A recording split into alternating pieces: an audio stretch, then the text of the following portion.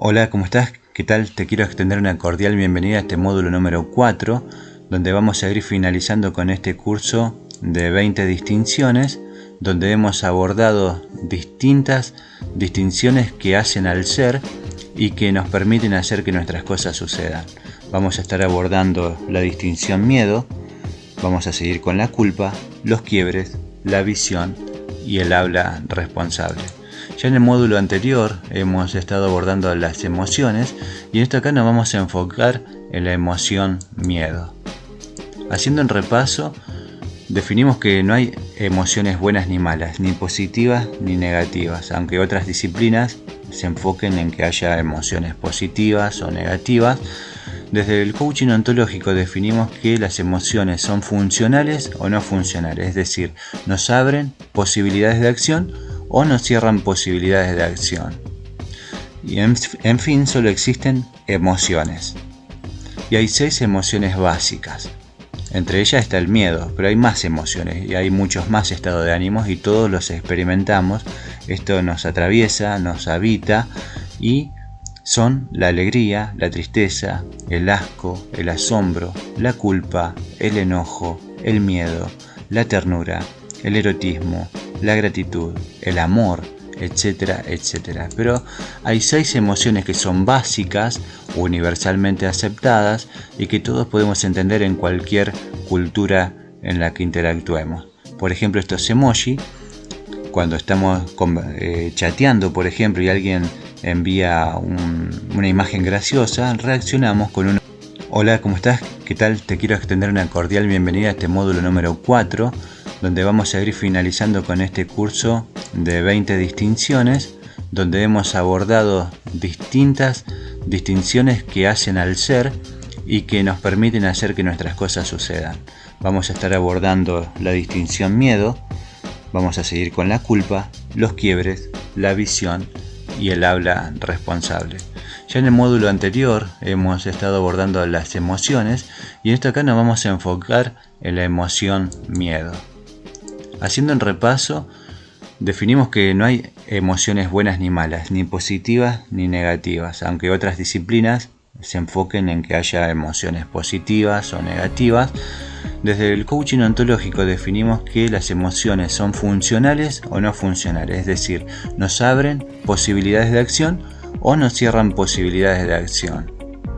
Y en fin, solo existen emociones. Y hay 6 emociones básicas. Entre ellas está el miedo, pero hay más emociones y hay muchos más estados de ánimos y todos los experimentamos.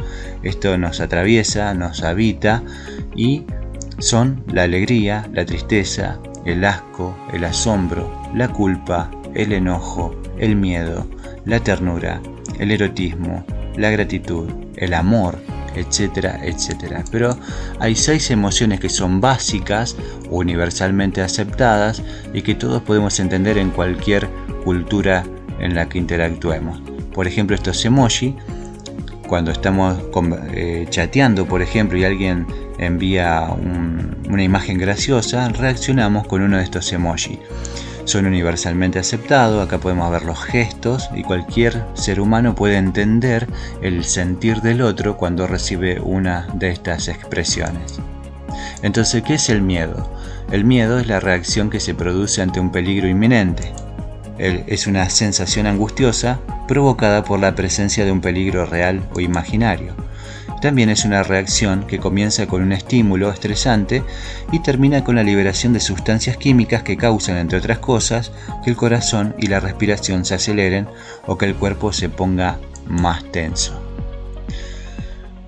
Si tuvieras que definir a qué le tenés miedo y buscaras en el motor de búsqueda de Google, ¿miedo a qué tendrías? ¿Miedo a qué buscarías? La gente manifiesta diversos tipos de miedo, como por ejemplo miedo a la muerte, a conducir, a la vida misma, a enamorarse, si tiene que viajar en un avión, en un tren, a miedo a que nos hagan daño. ¿Miedo a qué le tenés? Y hay niveles del miedo. Vamos a definir cuáles son los niveles del miedo. Hay 5 tipos de miedo, pero nosotros nos vamos a enfocar para nuestro propósito en estas distinciones en 3. Estos 5 tipos de miedo son el temor, que es la sensación en la cual generalmente predominan las sensaciones de sospecha.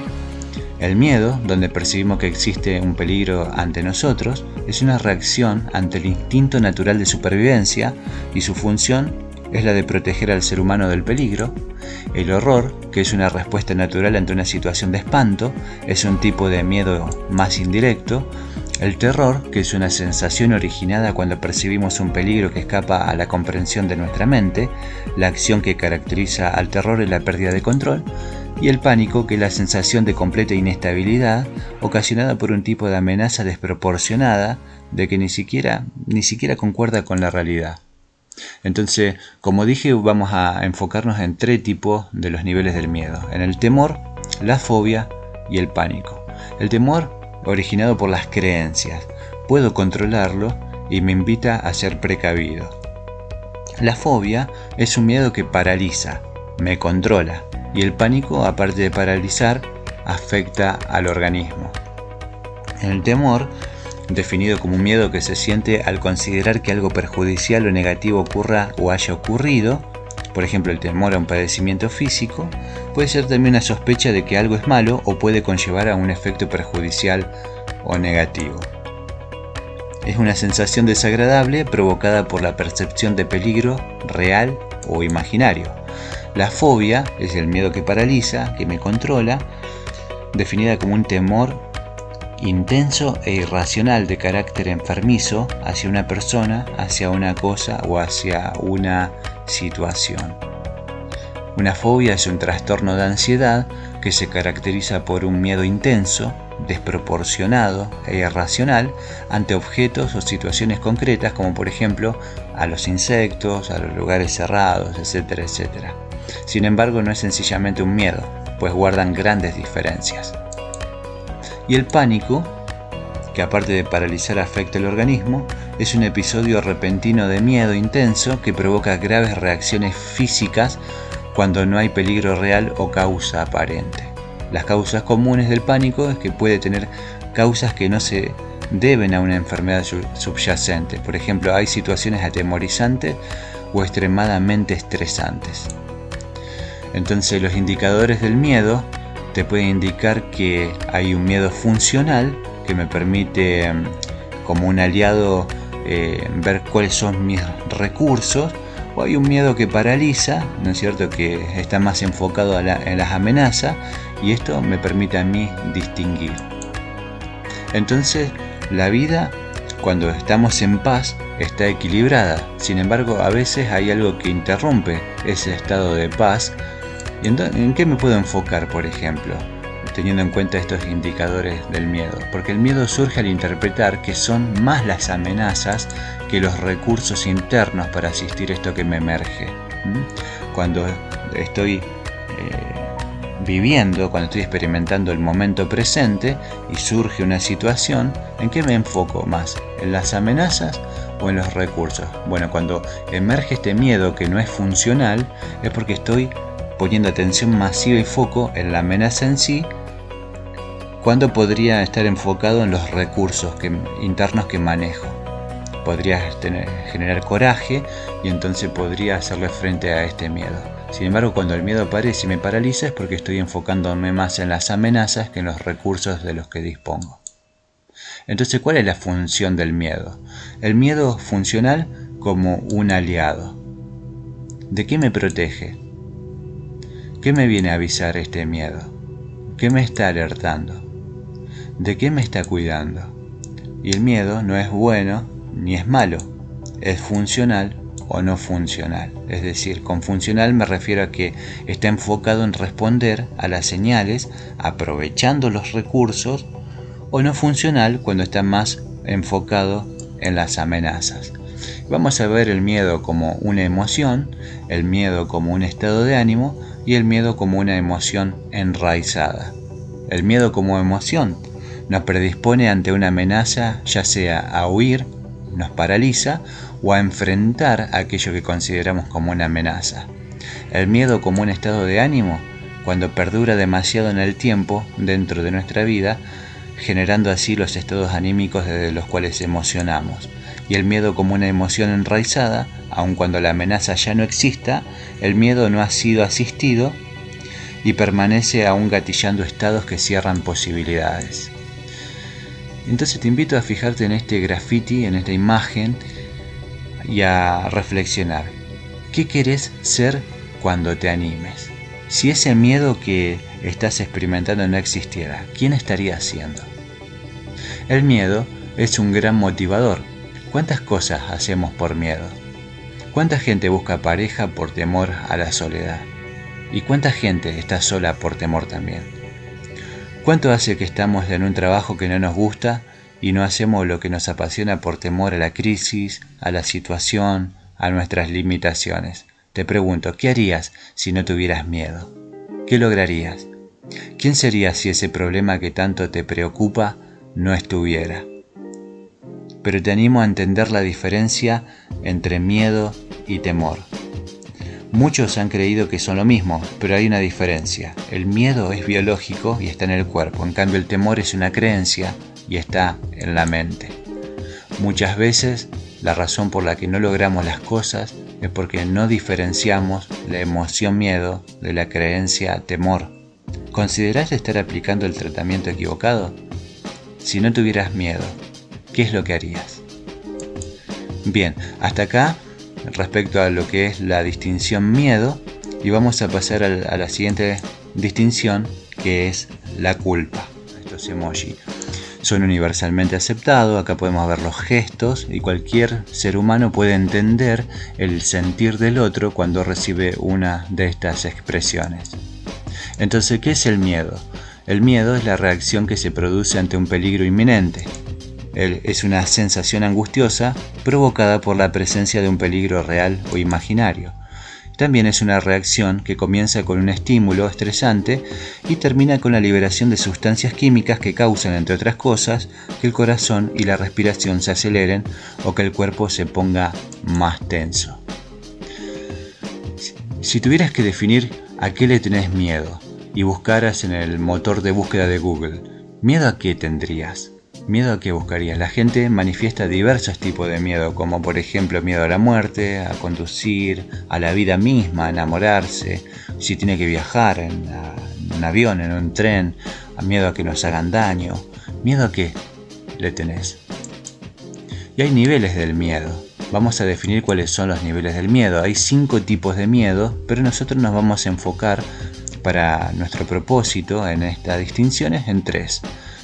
Estos 5 tipos de miedo son el temor, que es la sensación en la cual generalmente predominan las sensaciones de sospecha. El miedo, donde percibimos que existe un peligro ante nosotros, es una reacción ante el instinto natural de supervivencia y su función es la de proteger al ser humano del peligro. El horror, que es una respuesta natural ante una situación de espanto, es un tipo de miedo más indirecto. El terror, que es una sensación originada cuando percibimos un peligro que escapa a la comprensión de nuestra mente. La acción que caracteriza al terror es la pérdida de control. Y el pánico, que es la sensación de completa inestabilidad ocasionada por un tipo de amenaza desproporcionada de que ni siquiera concuerda con la realidad. Entonces, como dije, vamos a enfocarnos en 3 tipos de los niveles del miedo: en el temor, la fobia y el pánico. El temor, originado por las creencias, puedo controlarlo y me invita a ser precavido. La fobia es un miedo que paraliza, me controla, y el pánico, aparte de paralizar, afecta al organismo. El temor, definido como un miedo que se siente al considerar que algo perjudicial o negativo ocurra o haya ocurrido, por ejemplo el temor a un padecimiento físico, puede ser también una sospecha de que algo es malo o puede conllevar a un efecto perjudicial o negativo. Es una sensación desagradable provocada por la percepción de peligro real o imaginario. La fobia es el miedo que paraliza, que me controla, definida como un temor intenso e irracional de carácter enfermizo hacia una persona, hacia una cosa o hacia una situación. Una fobia es un trastorno de ansiedad que se caracteriza por un miedo intenso, desproporcionado e irracional ante objetos o situaciones concretas, como por ejemplo a los insectos, a los lugares cerrados, etcétera, etcétera. Sin embargo, no es sencillamente un miedo, pues guardan grandes diferencias. Y el pánico, que aparte de paralizar afecta el organismo, es un episodio repentino de miedo intenso que provoca graves reacciones físicas cuando no hay peligro real o causa aparente. Las causas comunes del pánico es que puede tener causas que no se deben a una enfermedad subyacente. Por ejemplo, hay situaciones atemorizantes o extremadamente estresantes. Entonces, los indicadores del miedo te pueden indicar que hay un miedo funcional que me permite, como un aliado, ver cuáles son mis recursos, o hay un miedo que paraliza, ¿no es cierto?, que está más enfocado en las amenazas, y esto me permite a mí distinguir. Entonces, la vida, cuando estamos en paz, está equilibrada. Sin embargo, a veces hay algo que interrumpe ese estado de paz. ¿En qué me puedo enfocar, por ejemplo, teniendo en cuenta estos indicadores del miedo? Porque el miedo surge al interpretar que son más las amenazas que los recursos internos para asistir a esto que me emerge. Cuando estoy viviendo, cuando estoy experimentando el momento presente y surge una situación, ¿en qué me enfoco más? ¿En las amenazas o en los recursos? Bueno, cuando emerge este miedo que no es funcional, es porque estoy poniendo atención masiva y foco en la amenaza en sí, cuando podría estar enfocado en los recursos internos que manejo. Podría generar coraje y entonces podría hacerle frente a este miedo. Sin embargo, cuando el miedo aparece y me paraliza es porque estoy enfocándome más en las amenazas que en los recursos de los que dispongo. Entonces, ¿cuál es la función del miedo? El miedo funcional como un aliado. ¿De qué me protege? ¿Qué me viene a avisar este miedo? ¿Qué me está alertando? ¿De qué me está cuidando? Y el miedo no es bueno ni es malo, es funcional o no funcional. Es decir, con funcional me refiero a que está enfocado en responder a las señales aprovechando los recursos, o no funcional cuando está más enfocado en las amenazas. Vamos a ver el miedo como una emoción, el miedo como un estado de ánimo y el miedo como una emoción enraizada. El miedo como emoción nos predispone ante una amenaza, ya sea a huir, nos paraliza, o a enfrentar aquello que consideramos como una amenaza. El miedo como un estado de ánimo, cuando perdura demasiado en el tiempo dentro de nuestra vida, generando así los estados anímicos desde los cuales emocionamos. Y el miedo como una emoción enraizada, aun cuando la amenaza ya no exista, el miedo no ha sido asistido y permanece aún gatillando estados que cierran posibilidades. Entonces te invito a fijarte en este graffiti, en esta imagen, y a reflexionar. ¿Qué querés ser cuando te animes? Si ese miedo que estás experimentando no existiera, ¿quién estaría siendo? El miedo es un gran motivador. ¿Cuántas cosas hacemos por miedo? ¿Cuánta gente busca pareja por temor a la soledad? ¿Y cuánta gente está sola por temor también? ¿Cuánto hace que estamos en un trabajo que no nos gusta y no hacemos lo que nos apasiona por temor a la crisis, a la situación, a nuestras limitaciones? Te pregunto, ¿qué harías si no tuvieras miedo? ¿Qué lograrías? ¿Quién serías si ese problema que tanto te preocupa no estuviera? Pero te animo a entender la diferencia entre miedo y temor. Muchos han creído que son lo mismo, pero hay una diferencia. El miedo es biológico y está en el cuerpo, en cambio el temor es una creencia y está en la mente. Muchas veces la razón por la que no logramos las cosas es porque no diferenciamos la emoción miedo de la creencia temor. ¿Considerás estar aplicando el tratamiento equivocado? Si no tuvieras miedo, ¿qué es lo que harías? Bien, hasta acá respecto a lo que es la distinción miedo, y vamos a pasar a la siguiente distinción, que es la culpa. Bien, vamos a estar definiendo sobre la distinción culpa, y en esta definición tomada de la web La culpa es sentirse responsable o compungido por una ofensa percibida, real o imaginaria. Puede ser parte de la reacción de duelo, cuando uno me siento culpable. ¿Por qué me puedo llegar a sentir culpable?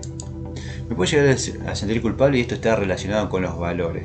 Los valores son las creencias que nosotros tenemos, son principios, virtudes o cualidades que caracterizan a una persona, una acción o un objeto que se consideran típicamente positivos o de gran importancia para un grupo social. Siempre que me siento culpable es porque he transgredido o he quebrantado algo en mi escala de valores.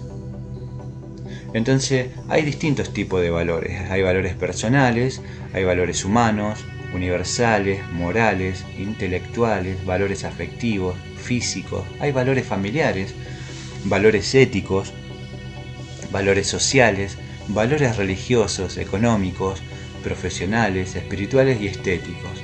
Y son creencias que nosotros aceptamos y le dan forma a nuestro sentir, a nuestro vivir.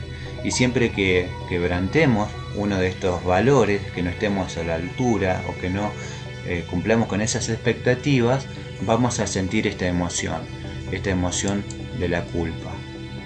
La culpa es sentirse responsable y es un indicador, pero ¿es un indicador de qué? De que se ha transgredido un valor. ¿Sentiste en algún momento de tu vida culpa? ¿Te sentiste culpable?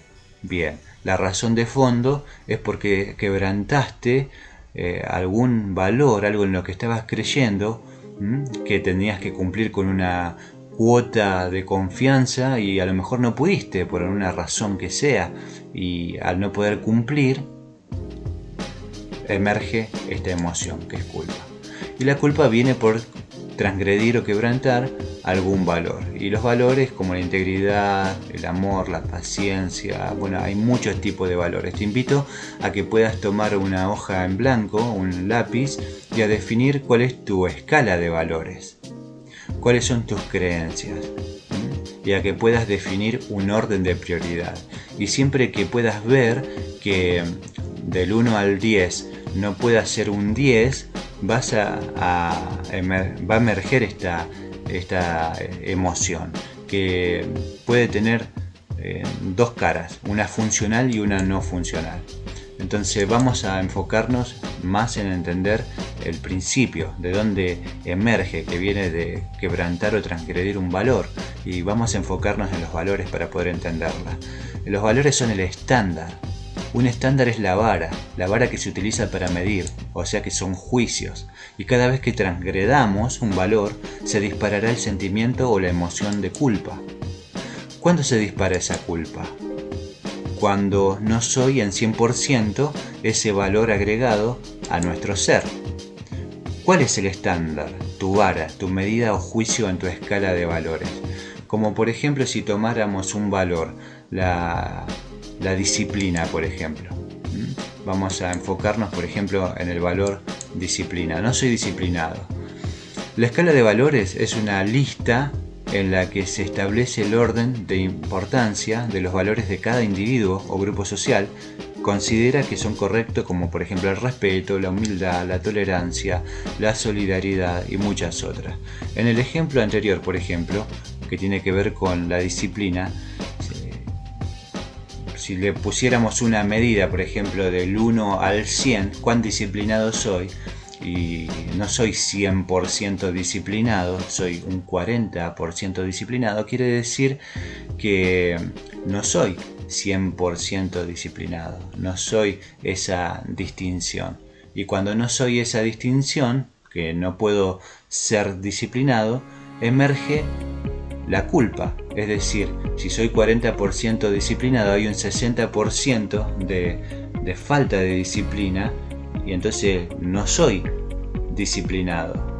Y al no ser disciplinado, soy indisciplinado. Quiere decir que muchas de las cosas en mi vida se estarían manifestando de una manera que no es de conformidad, y esa manera de no conformidad puede hacer que yo me sienta culpable, porque ¿quién puede ser disciplinado por mí? Entonces es un valor en el cual yo no estoy siendo 100%, y si no estoy siendo 100%, entonces no estoy siendo ese valor. Y si fuera honestidad y no soy 100% honesto, entonces emergería la culpa. ¿Por qué? Porque estoy quebrantando ese valor. Porque yo estoy creyendo en que ser honesto es uno de los pilares sobre los cuales construyo mi vida. Y si no soy 100% justo, o no soy 100% sabio, o no soy 100% servicial, por la razón que sea, entonces va a estar emergiendo esta emoción. Y esta emoción, como decía, tiene dos aristas, una que es funcional y una que no es funcional. Entonces la escala de valores es la lista en la cual están los valores o la creencia que dan sentido y forma a mi vida. Por ejemplo, si de 100% de ese valor solo soy un 40% de ese valor, quiere decir que el otro 60% no soy disciplinado, por ejemplo, o no soy honesto, o no soy verídico en un 100%, no estoy haciendo mi parte. Así que la pregunta es, ¿qué me pasa con ese otro 60% o el porcentaje que sea que me está faltando? Lo va a completar la culpa. Porque en nuestros juicios el valor es como un lugar al que tenemos que llegar y podemos verlo de dos maneras. De una manera funcional y de una manera no funcional. ¿Cómo verlo de una manera funcional? Por medio de una declaración. Y de la manera no funcional como un juicio. Es decir, ese valor que estoy cumpliendo o que estoy dejando de cumplir va a traerme esta emoción. De todas maneras. Visto de la manera no funcional, que me cierra posibilidades como un juicio, lo vemos desde la exigencia, desde los tengo que, desde los debo, desde las expectativas. Y visto como de la manera funcional, como una declaración, lo vemos desde el compromiso, desde la distinción, desde el ser esencial. Yo me convierto en ese valor. Si yo no soy 100% ese valor, quiere decir que como persona no estoy siendo lo que tengo que ser. Y ahí va a emerger la culpa. Pero desde el compromiso yo elijo ser ese valor. Por lo tanto, no me siento exigido como viéndolo desde un juicio. Entonces, ¿puede una persona siempre ser 100% su valor? Posiblemente sí. Sin embargo, debe haber un lugar para ser consciente de que va a pasar cuando no pueda cumplir por la razón que sea con esa expectativa.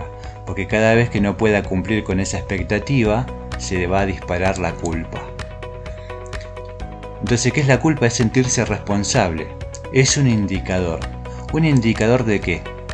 De que se ha transgredido un valor. ¿Cómo ver la culpa? Desde la arista no funcional.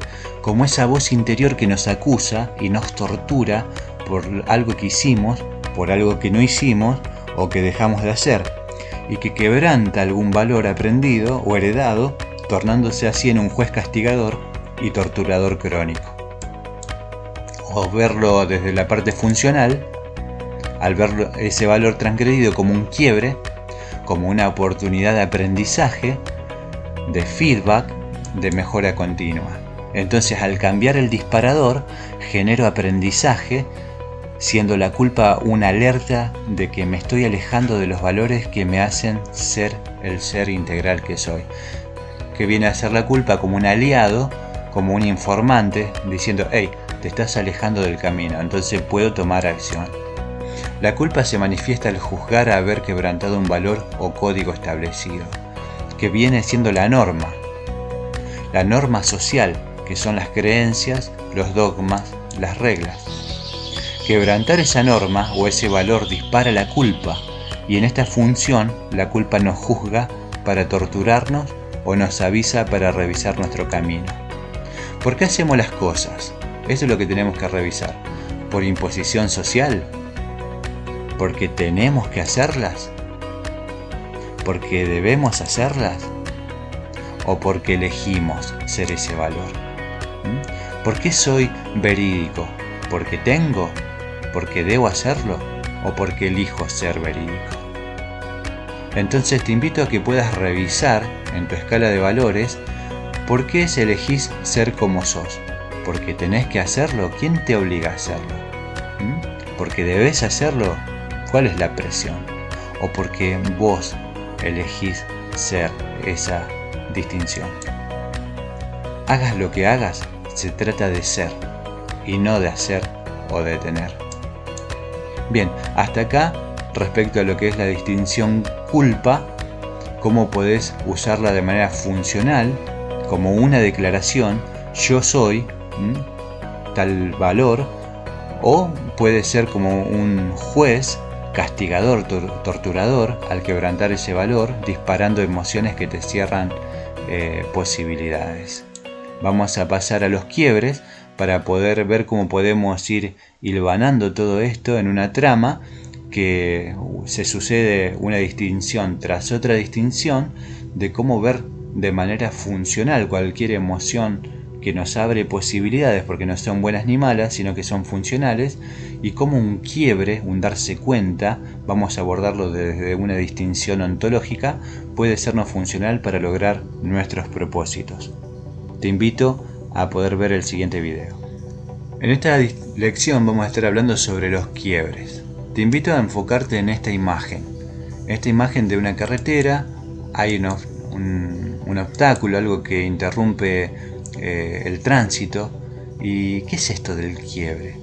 Y te invito a poder abrir tu mente y a poder estar atento o atenta a los conceptos que vamos a hablar, porque esto te va a ayudar a integrar una nueva manera de mirar el camino de tu vida y a poder integrar estas distinciones para darle la significación correcta, porque hasta ahora puede ser que venías mirando o dándole interpretación a algunos conceptos que no te eran funcionales, y adoptar la distinción quiebre te va a permitir abrir un nuevo mundo de posibilidades. Ahora, ¿es lo mismo un quiebre que un problema?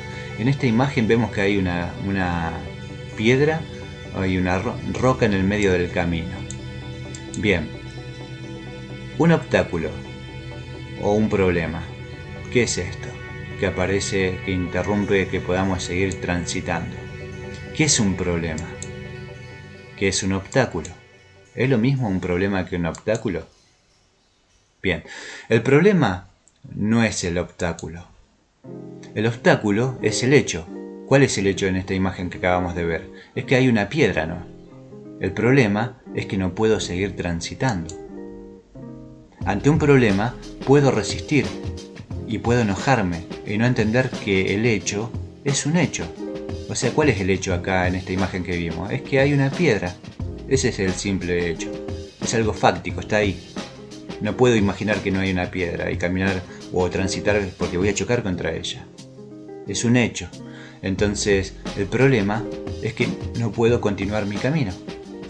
Entonces ahí hago la distinción. Ante un problema emergen emociones y estados anímicos que nos impulsan a la reacción, emergiendo emociones como el enojo, la queja, el sufrimiento, la resignación o querer tener razón. Puedo berrinchear, puedo patalear, y esto va a generarse con el problema. Pero vamos a ver las distinciones. Por ejemplo, la salud es transparente.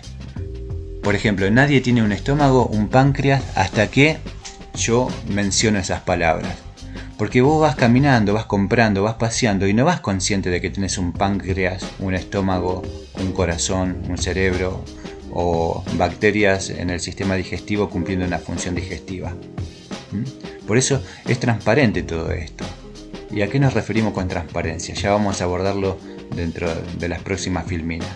Tenemos un problema versus un quiebre. Entonces el problema está afuera. Hay un hecho al que yo llamo problema.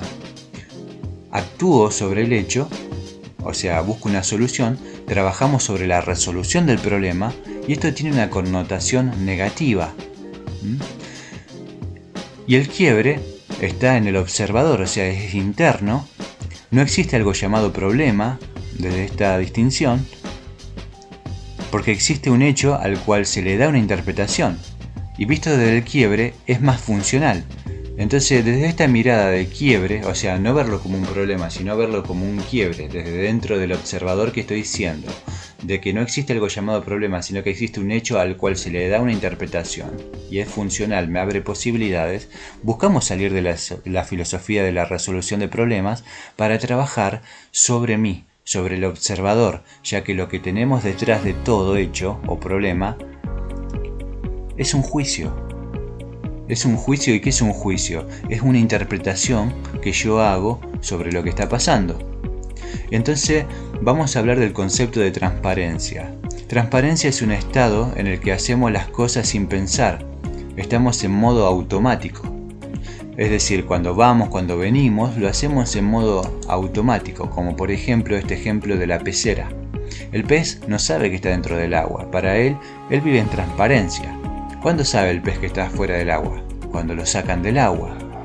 Nosotros igualmente estamos en la vida y tenemos un fluir transparente, y como dice Rafael Echeverría, un quiebre es una interrupción en el fluir transparente de la vida. La vida transcurre y discurre hasta que algo interrumpe ese fluir transparente, como la imagen que vimos de la piedra en el camino. Vamos transitando, hay un obstáculo, pero ese no es el problema, ese es el hecho. Y nosotros a veces vemos los hechos, los obstáculos, como problemas. Entonces, el quiebre nos da una nueva habilidad para mirar distinto y resolver aquello que vemos como un problema, porque ante ese hecho tengo otras alternativas. Puedo ir por otro camino, puedo bordear la piedra, puedo dejar el auto a un costado y dirigirme en la bicicleta que llevo en el baúl tal vez. Entonces ante un problema, ¿no es cierto? Tenemos que ver cómo estamos observando para mirar diferente y resolver aquello que vemos como problema. Entonces el paradigma del problema es que requiere solución. ¿Y desde dónde solucionamos nuestros problemas? Los solucionamos desde nuestras experiencias, en nuestros sistemas de creencias. Entonces la solución está en dejar de seguir observando en modo problema, buscando soluciones, para empezar a ver posibilidades centrado en el observador que ve el problema, lo hace consciente. Es decir, el problema, cuando queremos solucionarlo, lo hacemos desde la experiencia, pero la solución a ese problema no está en las creencias o en la sabiduría que nosotros tengamos, sino que está en aquella posibilidad que está fuera de nosotros, porque no entendemos por qué está ahí ese problema, simplemente está. Lo que nosotros tenemos que ver es cómo estamos observando, o sea, qué distintas posibilidades hay. Es decir, no puedo seguir derecho y atravesar la piedra.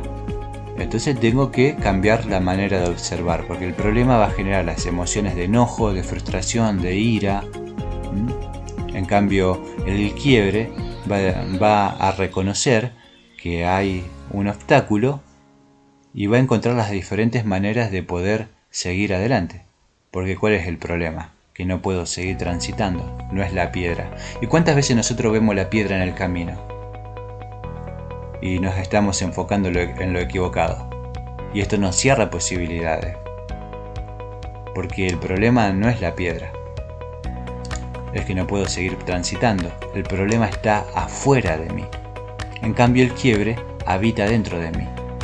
Y está más enfocado no en la amenaza, sino en los recursos. Porque enfocarme en la amenaza puede disparar el miedo. Puede ser que no llegue a tiempo por esa interrupción y dispare un quebrantamiento de algún valor, como que soy puntual y no estoy pudiendo ser puntual. Entonces eso genera cosas dentro de mí, dentro del observador. Entonces dentro del paradigma del problema, para cada problema decimos que tiene que haber una solución. El problema está fuera de mí, en cambio el quiebre habita dentro de mí. El quiebre aparece cuando yo declaro, y la declaración es todo lo que digo, y a partir de lo que digo, las cosas cambian por los compromisos de acción que contraigo. Puedo tomar diferentes tipos de acciones. Humberto Maturana, que fue un biólogo chileno, él dice que en tanto sabes, no reflexionas. Si reflexionas sobre tu hacer, cambia tu hacer. El acto de reflexionar es un acto de liberación. Entonces, dentro del paradigma del quiebre, que es opuesto en la vereda de enfrente al paradigma del problema, el quiebre tiene que ver con la declaración, con declarar qué quiero que pase. Y esto genera compromisos, y desde esos compromisos puedo accionar. Entonces crear conciencia es cambiar nuestra observación, generando así un nuevo observador. Desde este nuevo observador puedo distinguir la diferencia entre problema y conflicto, o sea, ver las cosas de manera diferente. ¿Considerás que tenés un problema en tu vida? Te invito a pensar en quién serías si no tuvieras ese problema. Y cuando empieces a visualizar quién serías si no tuvieses ese problema, te invito a ser esa persona. Vamos a hacer un repaso. Entonces, ¿cuál es la diferencia entre problema y conflicto? Cuando tenemos un problema, buscamos una solución, pero ¿cuánto tarda otro problema en aparecer? Se resuelve el problema, aparece otro, lo volvés a resolver y vuelve a aparecer otro problema más crónicamente en el tiempo. Entonces, resolver el problema es como poner parches. Se resolvió el problema, pero no el conflicto que ha generado el problema, la causa que ha generado el problema. Nos enfocamos siempre desde el paradigma del problema en la sintomatología y no en la causa. Entonces, la mayoría de las personas estamos programadas para resolver problemas, pero no nos damos cuenta de que detrás de cada problema hay un conflicto mayor y que de resolver el conflicto estaríamos solucionando el problema de por vida. Entonces el problema es la manifestación de ese conflicto. El conflicto es más interno, en cambio el problema es externo, está fuera de mí. Entonces, si querés resolver un problema de por vida, no te enfoques en resolver el problema, sino ve al conflicto que genera ese problema y solucionarás esa situación para siempre, porque el problema es pasajero, en cambio el conflicto va mucho más allá. Las sesiones de coaching son reveladoras en ese sentido y fascinantes porque traes un problema que querés resolver y terminás aprendiendo más sobre quién estás siendo vos y quién querés ser. Cuando existe un interés, ahí se manifiesta un conflicto. Detrás de cada problema hay un interés que no se está viendo, del cual no se es consciente. No debemos comprar las historias porque detrás de cada relato hay una historia por desentrañar. Lo que nosotros estamos relatando, lo que estamos describiendo, el discurso que estamos dando sobre quiénes somos, es la punta del iceberg, pero debajo de la superficie hay un 90% de masa que no vemos. Bien, hasta acá vamos a estar viendo sobre los quiebres y te invito a reflexionar que si tuvieras una huerta, si en tu huerta tenés un yuyo que no querés tener ahí y le cortás las hojitas, que ese sería el problema, con el tiempo volverá a crecer, aun si cortás el tallo. Pero si vas a la raíz y la extraes, ese yuyo ya no volverá a estar ahí. Te invito a ver todo aquello que no te es funcional y a analizarte viendo si estás cortando hojitas. Si estás diciendo, bueno, yo voy a ser positivo, con solamente afirmar que vas a ser positivo, decir cosas positivas, no vas a cambiar. Porque detrás de eso hay una raíz, hay una creencia instalada que hay que sacar de raíz. Bien, entonces los quiebres tienen que ver con el problema, con ver distinto. El problema son todos los por qué, en cambio el quiebre se enfoca en el para qué. El problema son todos los por qué, el quiebre es el para qué. Bien, hasta acá sobre los quiebres, te invito a ver el siguiente video, vamos a estar abordando la visión. En esta lección vamos a estar hablando sobre los quiebres. Te invito a enfocarte en esta imagen. En esta imagen de una carretera hay un obstáculo, algo que interrumpe el tránsito. ¿Y qué es esto del quiebre? Y te invito a poder abrir tu mente y a poder estar atento o atenta a los conceptos que vamos a hablar, porque esto te va a ayudar a integrar una nueva manera de mirar el camino de tu vida y a poder integrar estas distinciones para darle la significación correcta, porque hasta ahora puede ser que venías mirando o dándole interpretación a algunos conceptos que no te eran funcionales, y adoptar la distinción quiebre te va a permitir abrir un nuevo mundo de posibilidades. Ahora, ¿es lo mismo un quiebre que un problema? En esta imagen vemos que hay una piedra, hay una roca en el medio del camino. Bien, un obstáculo o un problema, ¿qué es esto? Que aparece, que interrumpe que podamos seguir transitando. ¿Qué es un problema? ¿Qué es un obstáculo? ¿Es lo mismo un problema que un obstáculo? Bien, el problema no es el obstáculo. El obstáculo es el hecho. ¿Cuál es el hecho en esta imagen que acabamos de ver? Es que hay una piedra, ¿no? El problema es que no puedo seguir transitando. Ante un problema puedo resistir y puedo enojarme y no entender que el hecho es un hecho. O sea, ¿cuál es el hecho acá en esta imagen que vimos? Es que hay una piedra. Ese es el simple hecho. Es algo fáctico, está ahí. No puedo imaginar que no hay una piedra y caminar o transitar porque voy a chocar contra ella. Es un hecho. Entonces, el problema es que no puedo continuar mi camino. Entonces ahí hago la distinción. Ante un problema, emergen emociones y estados anímicos que nos impulsan a la reacción, emergiendo emociones como el enojo, la queja, el sufrimiento, la resignación o querer tener razón. Puedo berrinchear, puedo patalear y esto va a generarse con el problema. Pero vamos a ver las distinciones. Por ejemplo, la salud es transparente. Por ejemplo, nadie tiene un estómago, un páncreas, hasta que yo menciono esas palabras. Porque vos vas caminando, vas comprando, vas paseando y no vas consciente de que tienes un páncreas, un estómago, un corazón, un cerebro o bacterias en el sistema digestivo cumpliendo una función digestiva. Por eso es transparente todo esto. ¿Y a qué nos referimos con transparencia? Ya vamos a abordarlo dentro de las próximas filminas. Tenemos un problema versus un quiebre. Entonces el problema está afuera. Hay un hecho al que yo llamo problema. Actúo sobre el hecho, o sea, busco una solución, trabajamos sobre la resolución del problema y esto tiene una connotación negativa. Y el quiebre está en el observador, o sea, es interno. No existe algo llamado problema desde esta distinción, porque existe un hecho al cual se le da una interpretación, y visto desde el quiebre es más funcional.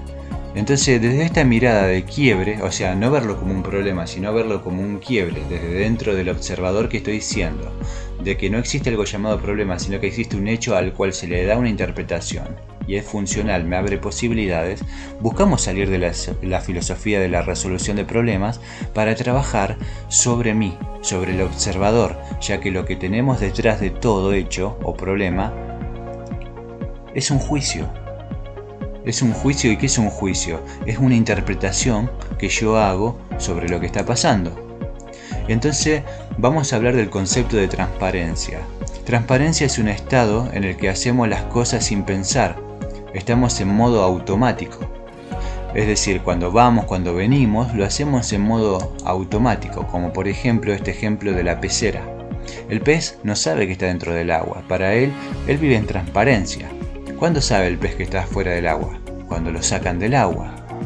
Nosotros igualmente estamos en la vida y tenemos un fluir transparente y como dice Rafael Echeverría, un quiebre es una interrupción en el fluir transparente de la vida. La vida transcurre y discurre hasta que algo interrumpe ese fluir transparente, como la imagen que vimos de la piedra en el camino. Vamos transitando, hay un obstáculo, pero ese no es el problema, ese es el hecho. Y nosotros a veces vemos los hechos, los obstáculos, como problemas. Entonces, el quiebre nos da una nueva habilidad para mirar distinto y resolver aquello que vemos como un problema, porque ante ese hecho tengo otras alternativas. Puedo ir por otro camino, puedo bordear la piedra, puedo dejar el auto a un costado y dirigirme en la bicicleta que llevo en el baúl tal vez. Entonces ante un problema, ¿no es cierto? Tenemos que ver cómo estamos observando para mirar diferente y resolver aquello que vemos como problema. Entonces el paradigma del problema es que requiere solución. ¿Y desde dónde solucionamos nuestros problemas? Los solucionamos desde nuestras experiencias, en nuestros sistemas de creencias. Entonces la solución está en dejar de seguir observando en modo problema, buscando soluciones, para empezar a ver posibilidades centrado en el observador que ve el problema, lo hace consciente. Es decir, el problema, cuando queremos solucionarlo, lo hacemos desde la experiencia, pero la solución a ese problema no está en las creencias o en la sabiduría que nosotros tengamos, sino que está en aquella posibilidad que está fuera de nosotros, porque no entendemos por qué está ahí ese problema, simplemente está. Lo que nosotros tenemos que ver es cómo estamos observando, o sea, qué distintas posibilidades hay. Es decir, no puedo seguir derecho y atravesar la piedra. Entonces tengo que cambiar la manera de observar, porque el problema va a generar las emociones de enojo, de frustración, de ira. En cambio, el quiebre va a reconocer que hay un obstáculo y va a encontrar las diferentes maneras de poder seguir adelante. Porque ¿cuál es el problema? Que no puedo seguir transitando, no es la piedra. ¿Y cuántas veces nosotros vemos la piedra en el camino? Y nos estamos enfocando en lo equivocado. Y esto nos cierra posibilidades. Porque el problema no es la piedra. Es que no puedo seguir transitando. El problema está afuera de mí. En cambio, el quiebre habita dentro de mí. Y está más enfocado no en la amenaza, sino en los recursos. Porque enfocarme en la amenaza puede disparar el miedo. Puede ser que no llegue a tiempo por esa interrupción y dispare un quebrantamiento de algún valor. Como que soy puntual y no estoy pudiendo ser puntual, entonces eso genera cosas dentro de mí, dentro del observador. Entonces, dentro del paradigma del problema, para cada problema decimos que tiene que haber una solución.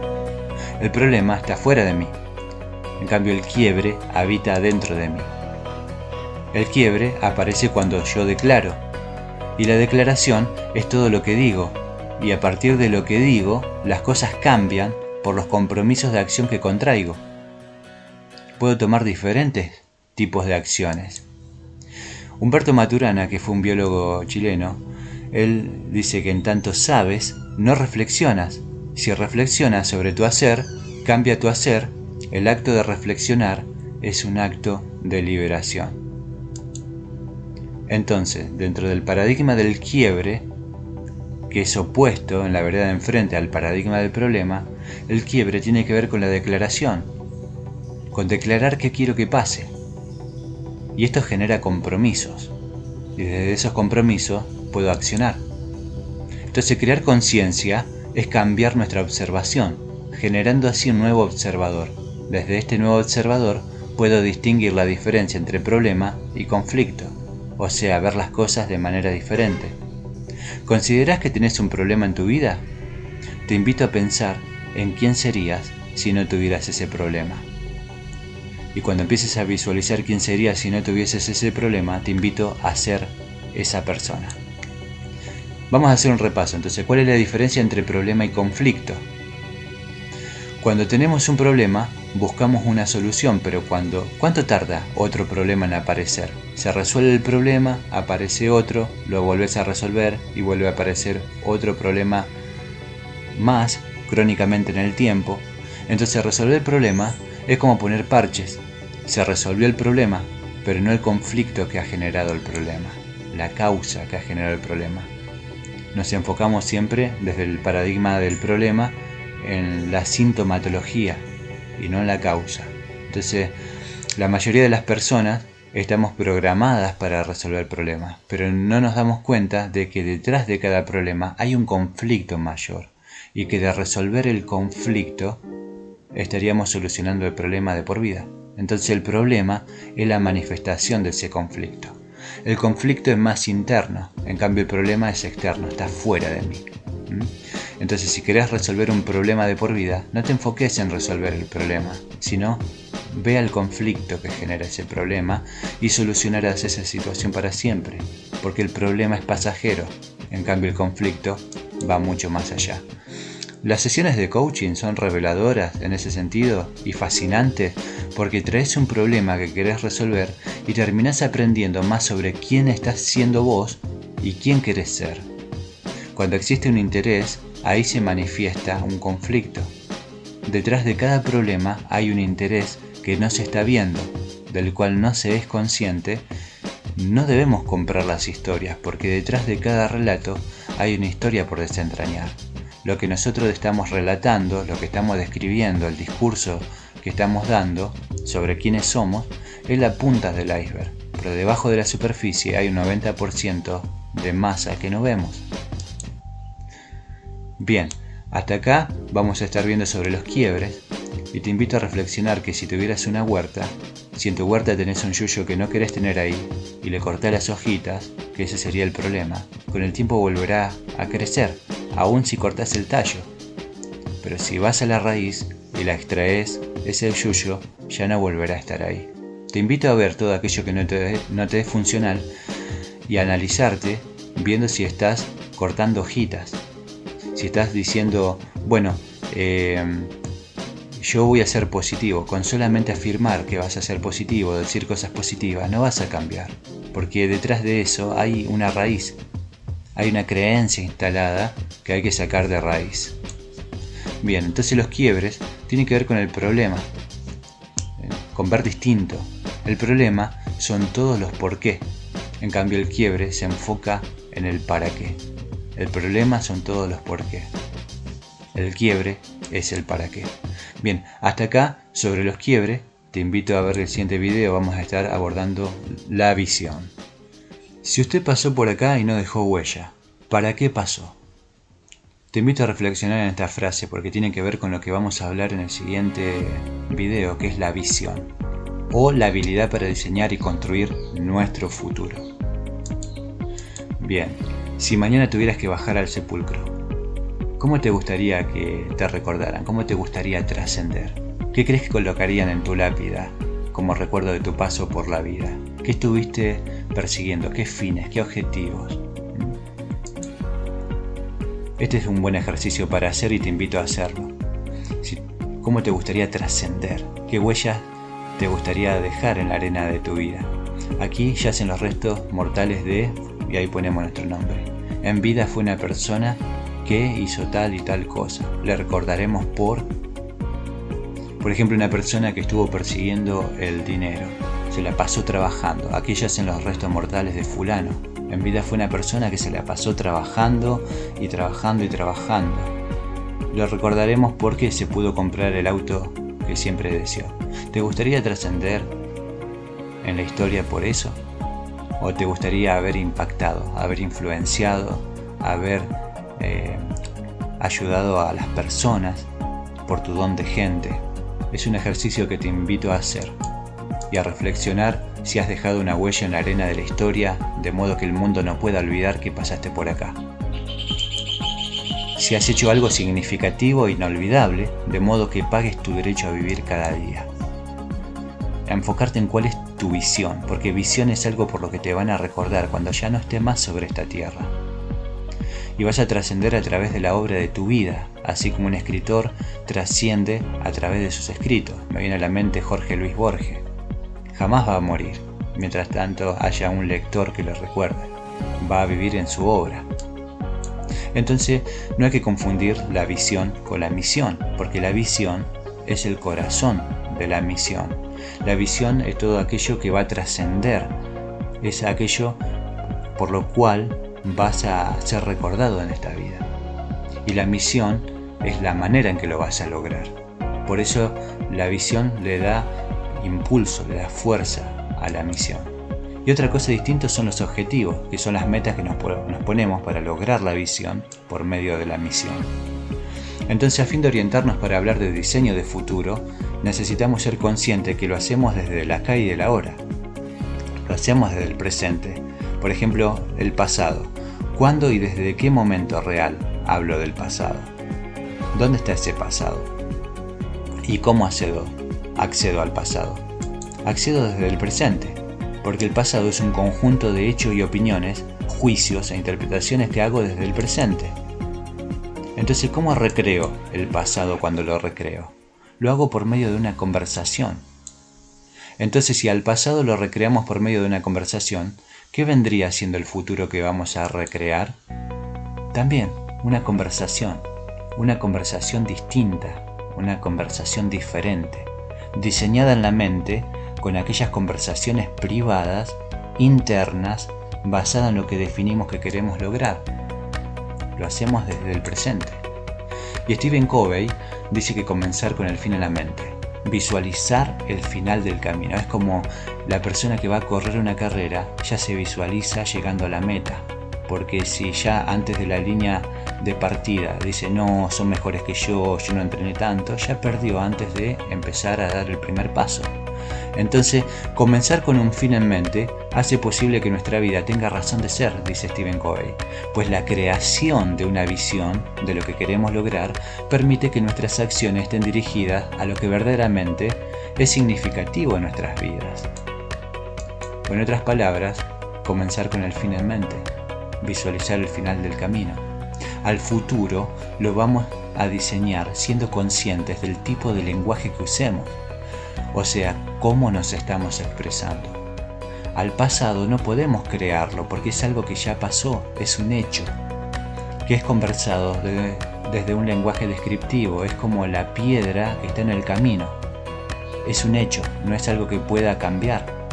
En cambio, el futuro lo puedo diseñar a través de una conversación diferente, porque me permite ser un observador distinto, generar quiebres y tomar acciones distintas. Me da más opciones. Al futuro podemos diseñarlo desde el lenguaje generativo, desde el momento presente, desde la aceptación y no desde la resignación. Como decía Mahatma Gandhi, acepta primero que las cosas son como son, no como deberían ser. Esto te va a ayudar a pasar de un estado de resentimiento y de resignación a un estado de aceptación y paz y de serena ambición, desde el cual se te van a abrir muchas posibilidades de acción. Entonces, comenzar con el fin en mente, visualizar el final del camino. Esto va a generar dos tensiones, una tensión reactiva y una tensión creativa. La tensión reactiva es como un ancla que me paraliza, me inmoviliza. Acá se dispara la emoción miedo, la culpa. Me mantiene en la zona de confort. En cambio, la tensión creativa es una tensión que acciona. La tensión reactiva me atrae a quedarme paralizado. En cambio, la tensión creativa me impulsa hacia lo que quiero lograr. Todo esto es una conversación. Entonces, la tensión reactiva, que es un ancla, está basada en las creencias limitantes, en las historias pasadas, en las experiencias, las vivencias, las razones, las interpretaciones. Cuando explico, basado en los juicios. ¿Y qué son los juicios? Los juicios son interpretaciones de los hechos que hacemos. Entonces, podemos cambiarlo a esto, generar un quiebre, mirarlo distinto, desafiando la historia. Cuando haya algo que limite, a ver, pero ¿por qué esto es así? ¿Quién dijo que deba ser así? ¿Quién dijo que tengo que repetir la historia? ¿Quién dijo que no puedo? ¿Dónde está escrito? Pues son conversaciones que tengo en el presente respecto al pasado, que son simplemente hechos, son simplemente cosas que han sucedido. Entonces, cuando lo veo como quiebre de la tensión creativa, desde la acción, lo veo desde una conversación, desde el relato distinto, desde la conversación diferente o desde la posibilidad. Y esto es como ver el relato diferente, como la película de nuestra vida, es como ver el fin de la película, saber cómo termina. Entonces, cuando conozco el fin de cómo termina todo, entonces puedo pagar el precio, puedo transitar el camino con conocimiento. Ver el fin desde el principio me permite a mí poder mirar hacia el presente desde el futuro y poder anticipar y poder tomar acciones. Entonces, por ejemplo, ¿cómo es nuestra vida hoy día? ¿Es una vida que no nos gusta? ¿Qué primo hay en ese resultado de la vida? Primo una conversación, esa conversación diferente. ¿Cómo es nuestro presente?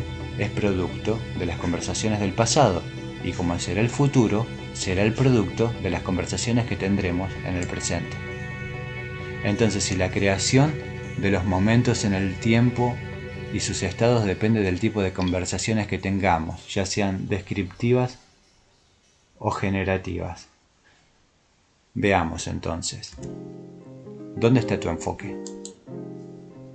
¿Qué tipo de observador o observadora estás siendo? ¿En qué te estás enfocando? ¿Y dónde habita la visión?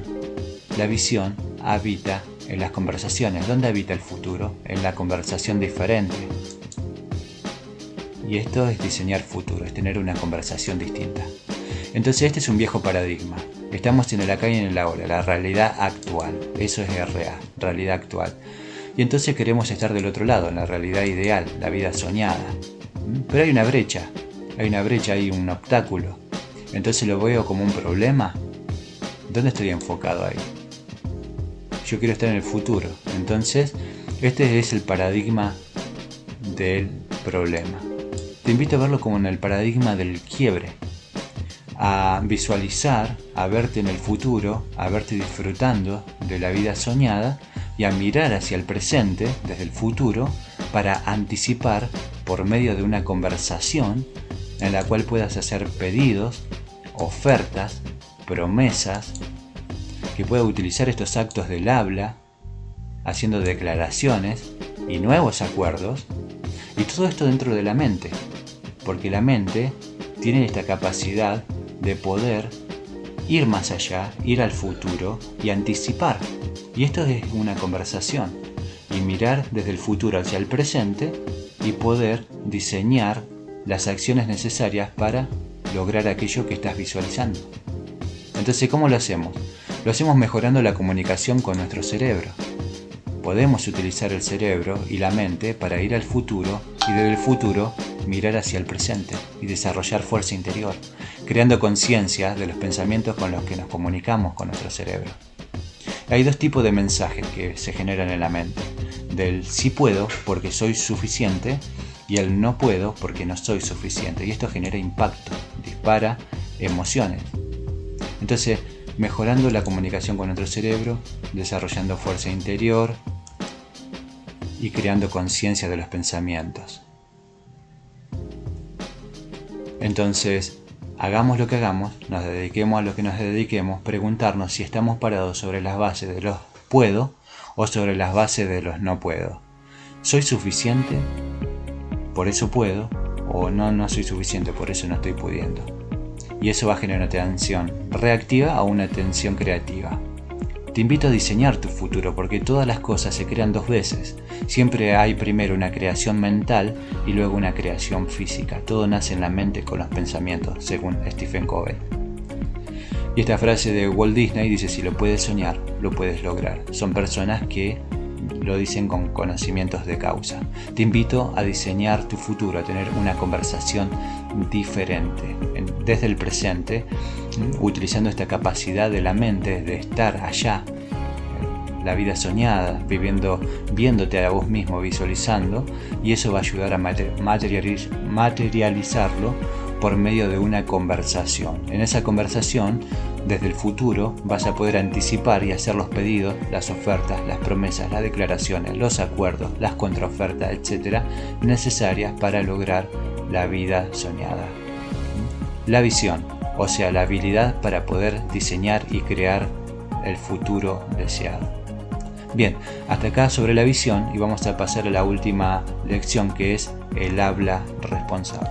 Bienvenido, en esta última lección vamos a estar hablando sobre el habla responsable y cómo esto impacta en la concreción de nuestros resultados y en cómo estamos siendo.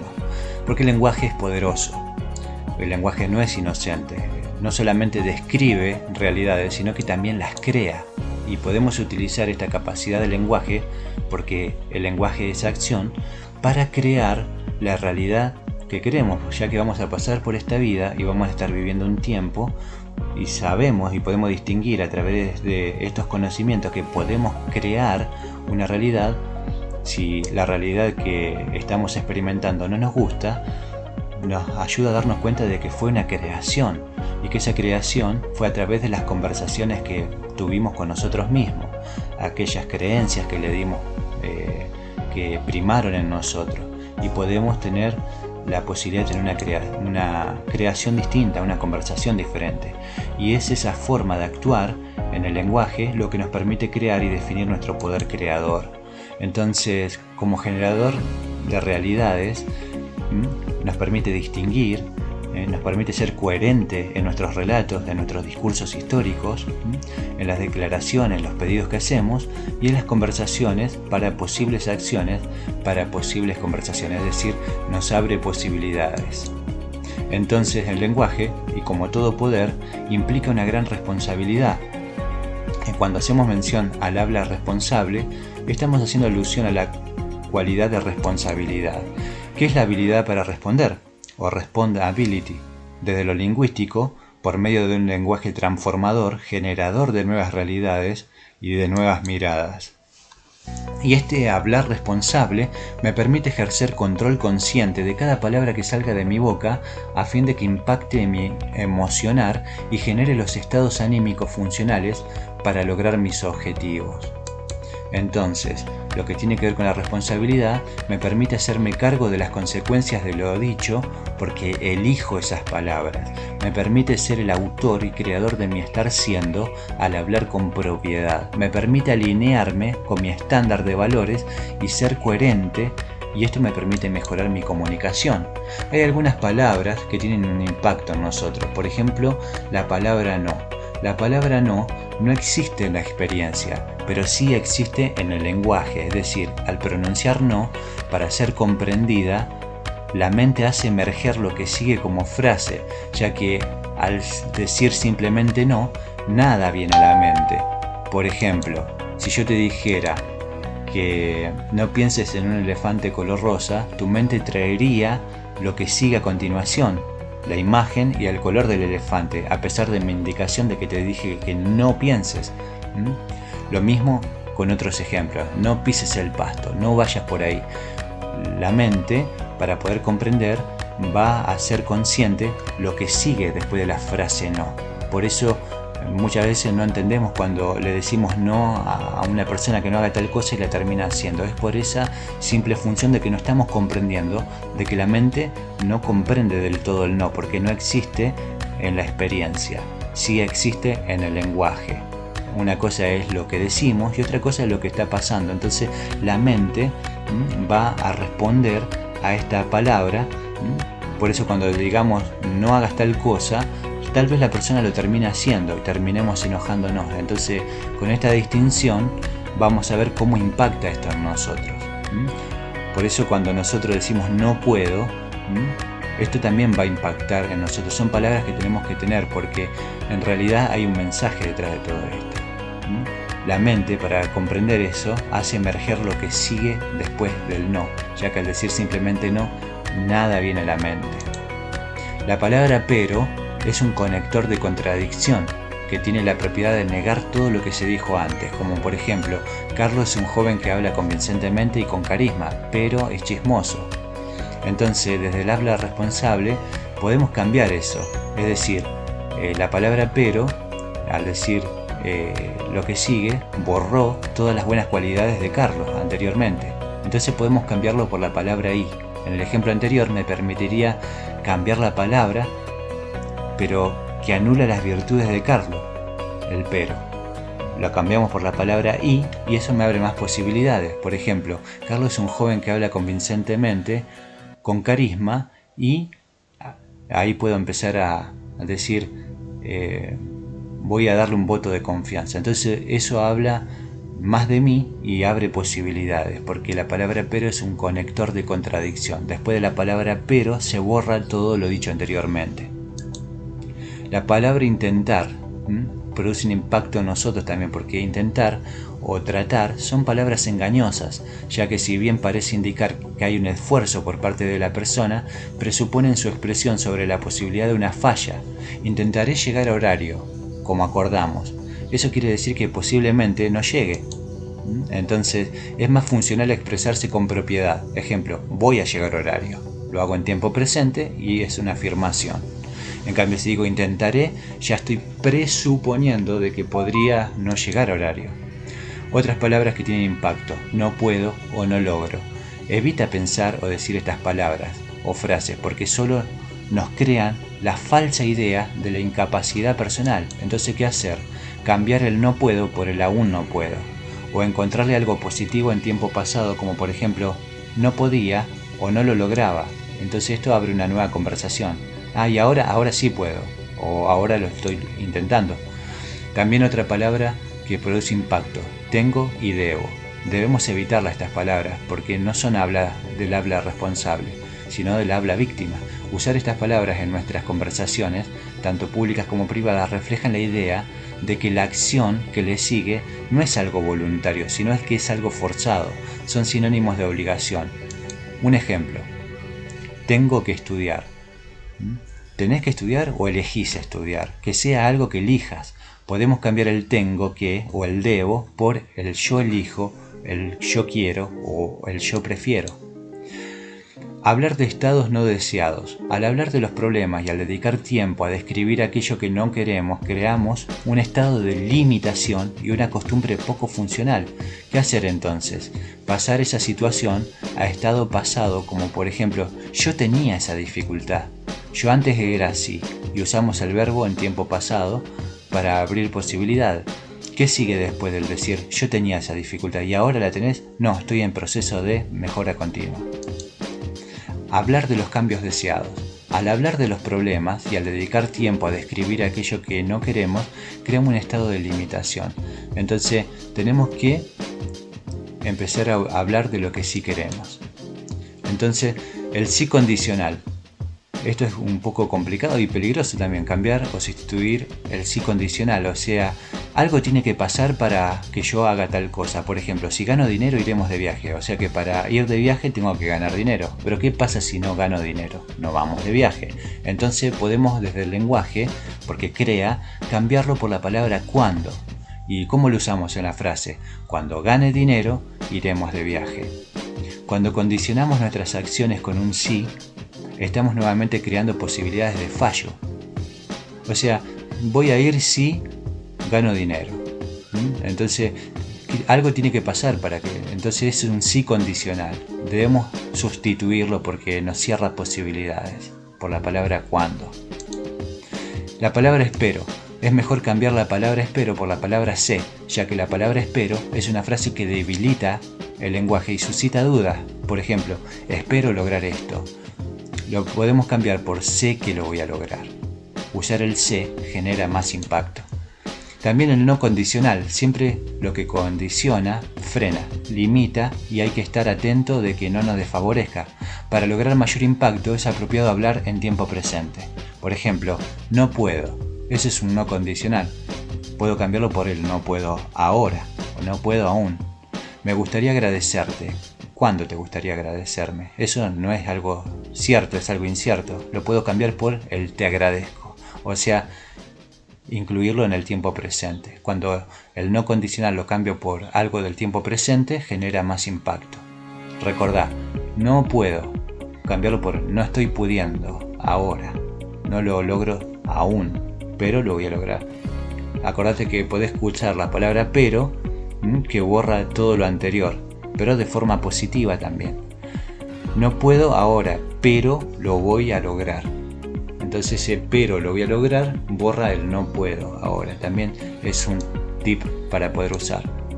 Entonces en el habla responsable evita hablar desde el estado de ánimo, bien, mal, más o menos, sino que habla desde la emoción, desde el para qué, desde el yo quiero, desde el yo puedo, desde el yo lo haré. Y ese es el fin de la historia. Y te invito a poder poner en práctica todas estas distinciones para que puedas lograr lo que querés lograr. Esto ha sido todo hasta ahora. Te agradezco muchísimo por haber estado presente en estas lecciones, por los repasos, y te invito a poner en práctica todas estas cosas para que puedas ver cómo impacta, cómo emociona y cómo te ayuda a lograr los resultados deseados. Vamos a ver cómo impacta esto en nosotros. Por eso cuando nosotros decimos no puedo, esto también va a impactar en nosotros. Son palabras que tenemos que tener porque en realidad hay un mensaje detrás de todo esto. La mente, para comprender eso, hace emerger lo que sigue después del no, ya que al decir simplemente no, nada viene a la mente.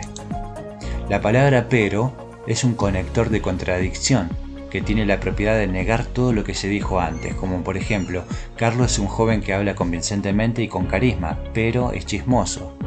Entonces, desde el habla responsable, podemos cambiar eso. Es decir, la palabra pero, al decir lo que sigue, borró todas las buenas cualidades de Carlos anteriormente. Entonces podemos cambiarlo por la palabra y.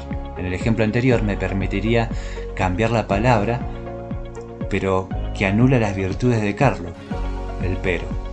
Lo cambiamos por la palabra y eso me abre más posibilidades. Por ejemplo, Carlos es un joven que habla convincentemente, con carisma, y ahí puedo empezar a decir, voy a darle un voto de confianza. Entonces eso habla más de mí y abre posibilidades, porque la palabra pero es un conector de contradicción. Después de la palabra pero se borra todo lo dicho anteriormente. La palabra intentar produce un impacto en nosotros también, porque intentar o tratar son palabras engañosas, ya que si bien parece indicar que hay un esfuerzo por parte de la persona, presuponen su expresión sobre la posibilidad de una falla. Intentaré llegar a horario, como acordamos. Eso quiere decir que posiblemente no llegue. Entonces es más funcional expresarse con propiedad. Ejemplo, voy a llegar a horario. Lo hago en tiempo presente y es una afirmación.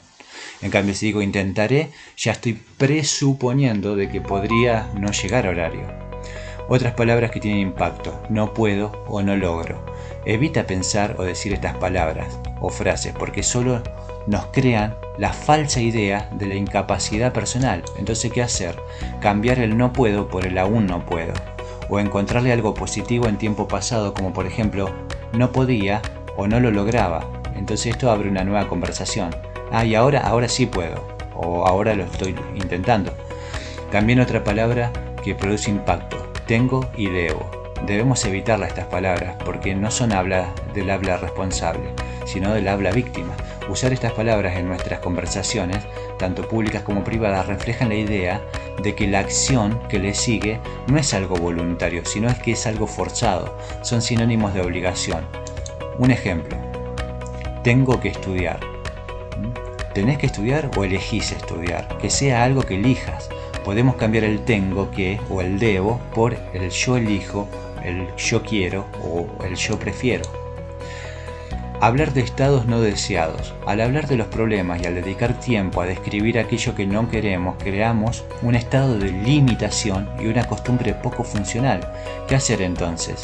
Pasar esa situación a estado pasado, como por ejemplo, yo tenía esa dificultad. Yo antes era así, y usamos el verbo en tiempo pasado para abrir posibilidad. ¿Qué sigue después del decir yo tenía esa dificultad y ahora la tenés? No, estoy en proceso de mejora continua. Hablar de los cambios deseados. Al hablar de los problemas y al dedicar tiempo a describir aquello que no queremos, creamos un estado de limitación. Entonces tenemos que empezar a hablar de lo que sí queremos. Entonces el sí condicional. Esto es un poco complicado y peligroso también, cambiar o sustituir el sí condicional. O sea, algo tiene que pasar para que yo haga tal cosa. Por ejemplo, si gano dinero iremos de viaje. O sea que para ir de viaje tengo que ganar dinero. Pero ¿qué pasa si no gano dinero? No vamos de viaje. Entonces podemos desde el lenguaje, porque crea, cambiarlo por la palabra cuando. ¿Y cómo lo usamos en la frase? Cuando gane dinero iremos de viaje. Cuando condicionamos nuestras acciones con un sí, estamos nuevamente creando posibilidades de fallo. O sea, voy a ir si gano dinero. Entonces, algo tiene que pasar para que... Entonces es un sí condicional. Debemos sustituirlo porque nos cierra posibilidades por la palabra cuando. La palabra espero. Es mejor cambiar la palabra espero por la palabra sé, ya que la palabra espero es una frase que debilita el lenguaje y suscita dudas. Por ejemplo, espero lograr esto. Lo podemos cambiar por sé que lo voy a lograr. Usar el sé genera más impacto. También el no condicional. Siempre lo que condiciona frena, limita y hay que estar atento de que no nos desfavorezca. Para lograr mayor impacto es apropiado hablar en tiempo presente. Por ejemplo, no puedo. Ese es un no condicional. Puedo cambiarlo por el no puedo ahora o no puedo aún. Me gustaría agradecerte. ¿Cuándo te gustaría agradecerme? Eso no es algo cierto, es algo incierto. Lo puedo cambiar por el te agradezco. O sea, incluirlo en el tiempo presente. Cuando el no condicional lo cambio por algo del tiempo presente, genera más impacto. Recordá, no puedo, cambiarlo por no estoy pudiendo ahora. No lo logro aún, pero lo voy a lograr. Acordate que podés escuchar la palabra pero, que borra todo lo anterior, pero de forma positiva también. no puedo ahora, pero lo voy a lograr. Entonces ese pero lo voy a lograr borra el no puedo ahora. También es un tip para poder usar. Entonces en el habla responsable evita hablar desde el estado de ánimo, bien, mal, más o menos, sino que habla desde la emoción, desde el para qué, desde el yo quiero, desde el yo puedo, desde el yo lo haré. Y ese es el fin de la historia. Y te invito a poder poner en práctica todas estas distinciones para que puedas lograr lo que querés lograr. Esto ha sido todo hasta ahora. Te agradezco muchísimo por haber estado presente en estas lecciones, por los repasos, y te invito a poner en práctica todas estas cosas para que puedas ver cómo impacta, cómo emociona y cómo te ayuda a lograr los resultados deseados.